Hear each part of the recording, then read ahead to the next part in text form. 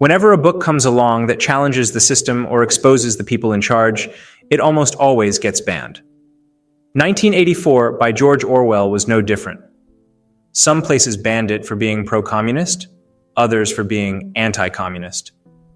Orwell wrote this to pull back the curtain on the political games of his time. But there's way more to it than that. The book hits on deeper truths about power, hopelessness, freedom, and the way people are controlled. There's even some Machiavellian strategy in there, which I'll get into later. But first, we need to talk about the book itself. You have to understand 1984 before you can really grasp everything else I'm going to say.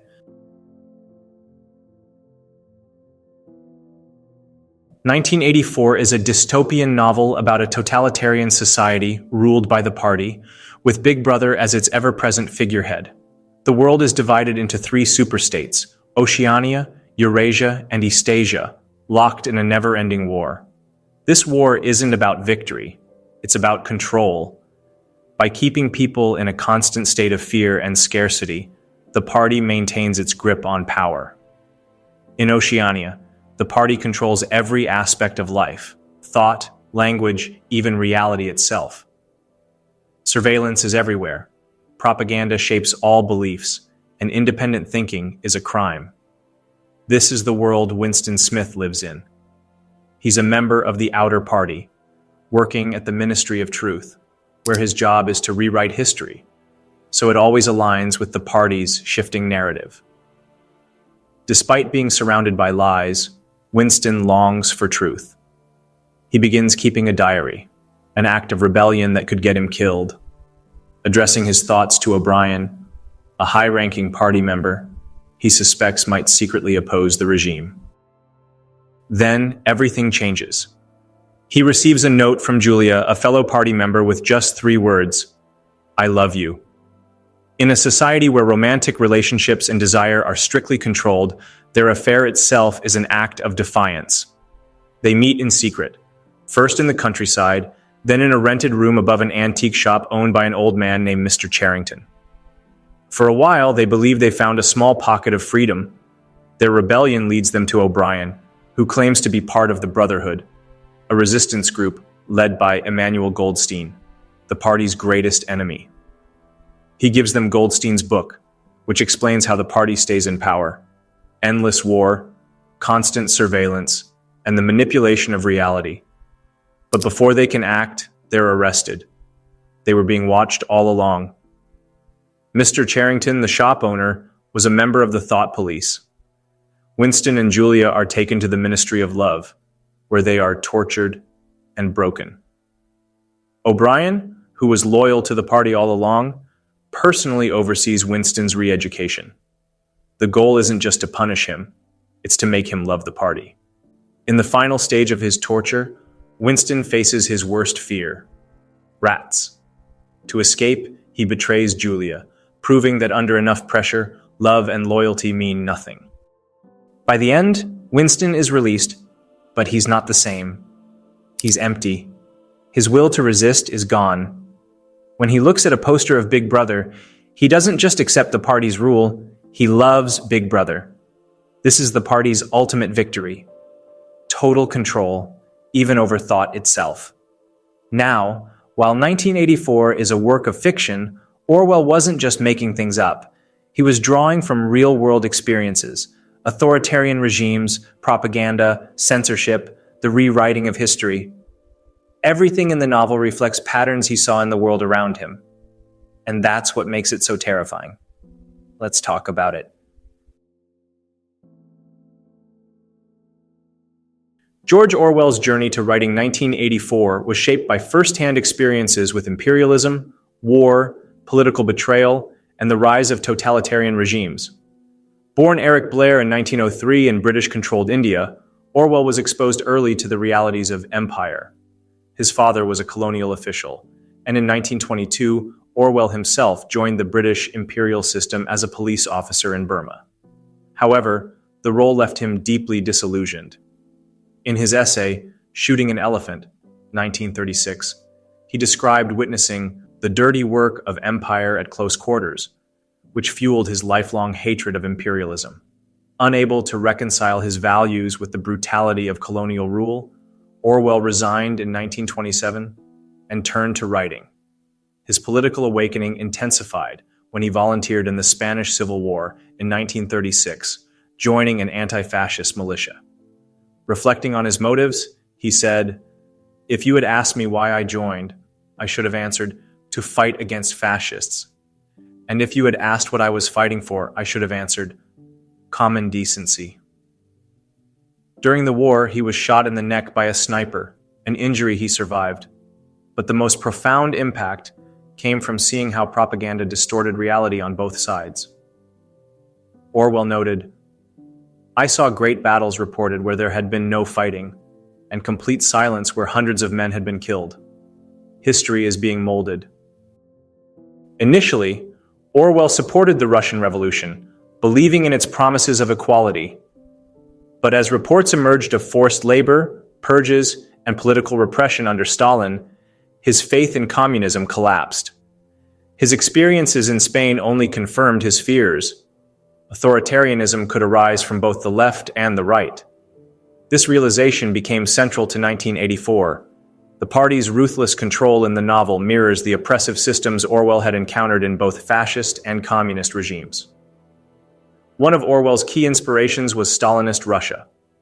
The Great Purges of 1936-1938, during which over 600,000 people were executed and countless others imprisoned, became a blueprint for the party's paranoia in 1984. The climate of fear, constant surveillance, and arbitrary executions in Stalin's regime found their parallel in Oceania.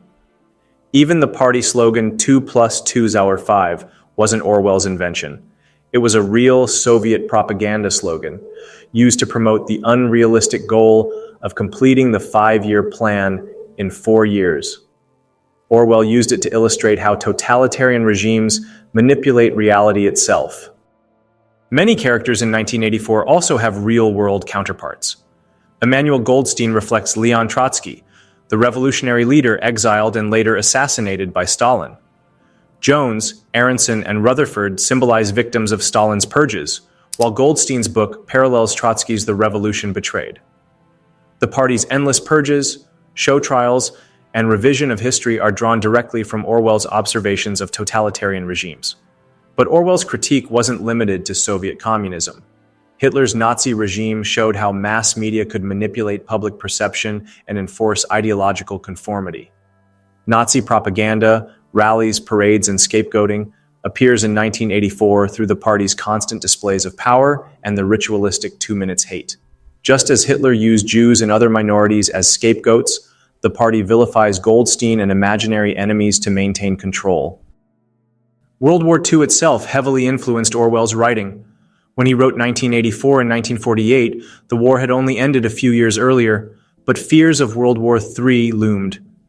The novel's depiction of perpetual war reflected this anxiety. Orwell's references to nuclear-powered conflicts were shaped by the atomic bombings of Hiroshima and Nagasaki, which revealed the terrifying potential of modern warfare. The division of the world into 3 superstates, Oceania, Eurasia, and Eastasia, was inspired by the 1943 Tehran Conference, where Stalin, Churchill, and Roosevelt discussed carving the world into spheres of influence. Orwell also drew from his daily life in wartime London. The rationed food, unreliable electricity, and scarcity of basic goods in 1984 mirrored the harsh conditions of wartime austerity. The novel's frequent bombings echo the Blitz, during which German airstrikes killed around 40,000 people and destroyed nearly 1 million buildings. Orwell's own struggles with poverty and declining health further sharpened his critique of systemic oppression. Ultimately, 1984 was more than just a novel. It was Orwell's warning to the world. From British colonialism to the betrayals of the Spanish Civil War, from Stalinist purges to Nazi propaganda, Orwell saw how truth could be twisted, history rewritten, and power abused. His message was clear: if people failed to recognize and resist these patterns, the future he described could become reality. Now, how did the party in 1984 manage to control people so completely? What psychological and social tactics did Ingsoc and Big Brother use to manipulate the ordinary citizen? I'll break it down point by point, keeping it precise and concise so the video stays focused. Let's get into it.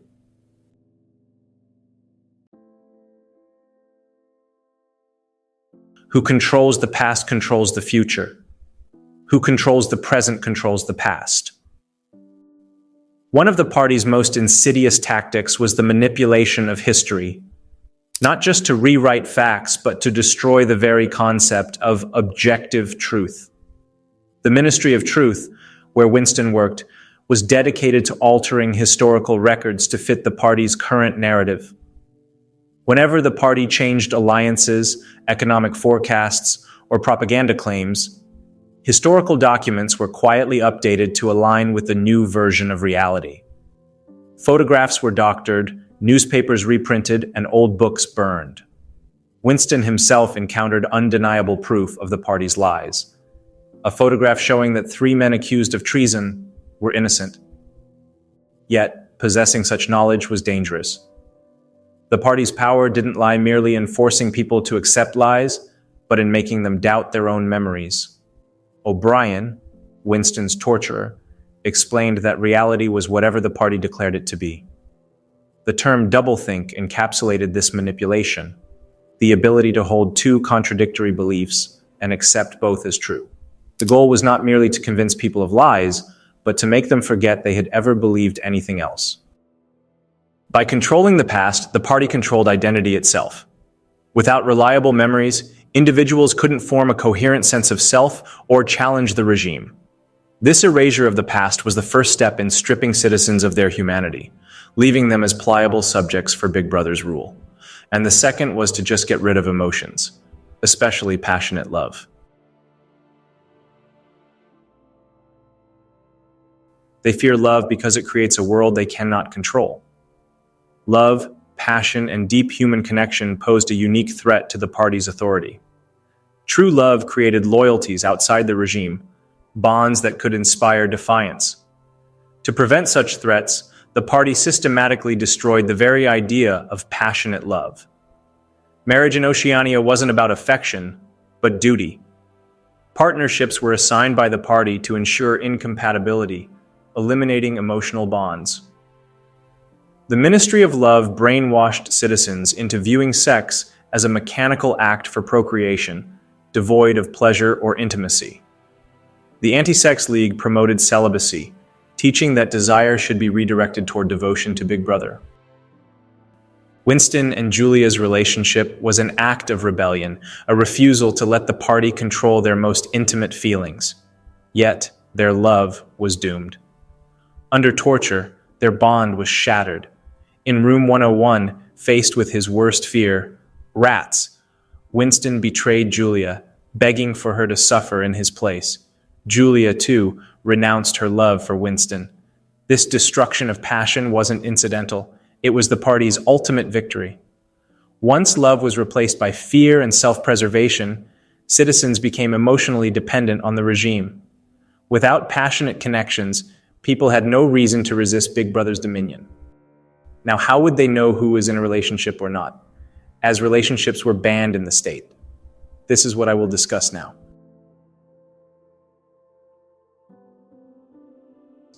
Big Brother is watching you. The party's surveillance apparatus ensured that citizens never felt safe from scrutiny. Telescreens were installed in every home, workplace, and public space, monitoring not just actions but facial expressions and even unconscious gestures. A fleeting look of disapproval, a face crime, could lead to arrest.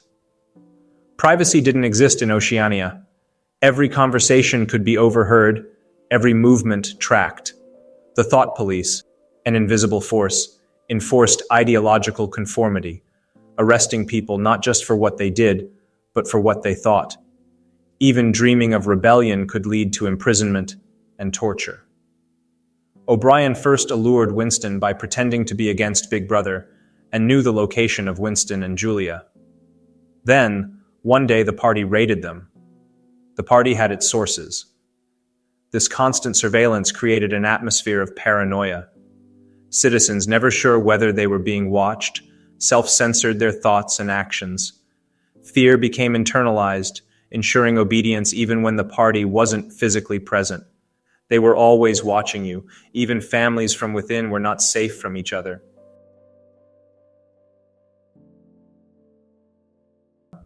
The party recognized that familial bonds could foster loyalty beyond Big Brother's reach. To counter this, they weaponized children, turning them into informants. From a young age, children were indoctrinated to prioritize loyalty to the party over their families. The Junior Spies program encouraged them to report parents for any sign of dissent, real or imagined. Parents, once protectors and caregivers, became vulnerable to betrayal by their own children. This tactic mirrored historical regimes, like Nazi Germany's Hitler Youth, where children were taught to see their families as potential enemies of the state. In 1984, Winston witnessed firsthand how children turned against their parents, proudly reporting them for minor offenses. This systematic destruction of family ties ensured that no household could form a safe haven from the party's reach. Every action, even a thought, was a crime, which I will discuss now.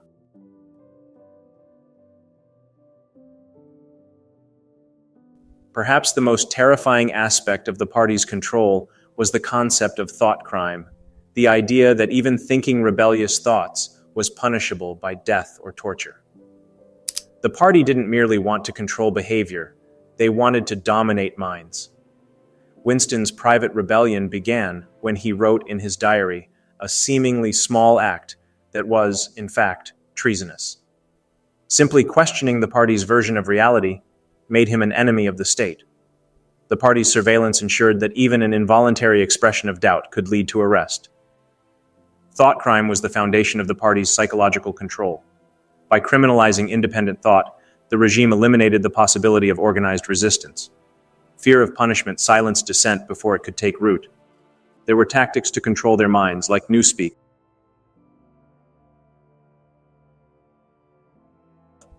By eliminating words associated with freedom, rebellion, and independent thinking, the party made it impossible for citizens to even conceptualize resistance. Newspeak wasn't just about simplifying language. It was about simplifying thought, narrowing the boundaries of consciousness until rebellion became literally unthinkable. That was the step to strip them of their identity, which I will discuss now.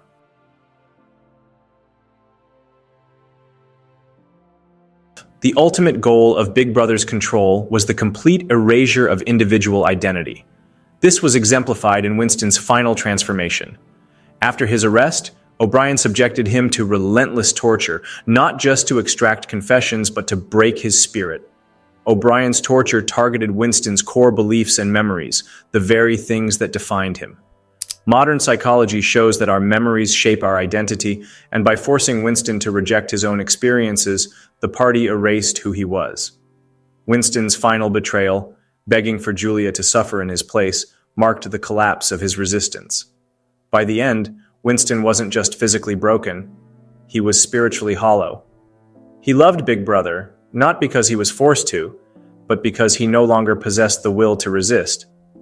His transformation is similar to historical examples of dehumanization, like Philip Zimbardo's Stanford prison experiment and the horrors of Abu Ghraib, where systematic abuse stripped prisoners of their identities, reducing them to obedient shells, transforming them from hateful rebels into numb, faithful devotees.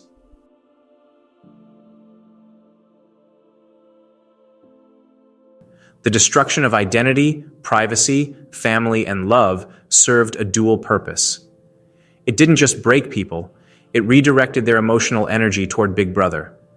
Humans naturally seek connection and meaning, and when personal bonds were destroyed, the party offered itself as the only remaining source of belonging. This transformation was evident in Oceania's mass rallies, like the 2 Minutes Hate, where citizens channeled their suppressed passion into frenzied devotion to Big Brother. Hatred for the party's enemies was indistinguishable from love for the regime, two sides of the same coin. The Ministry of Peace ensured constant conflict, creating shortages, hardships, and fear. Citizens, desperate for security, clung to Big Brother as their only protector. As long as people believed they needed the party to survive, they would never rise against it. And the most terrifying part, is how the party is invisible. It's never clear who's really gaining from it all, especially when anyone can be erased without warning.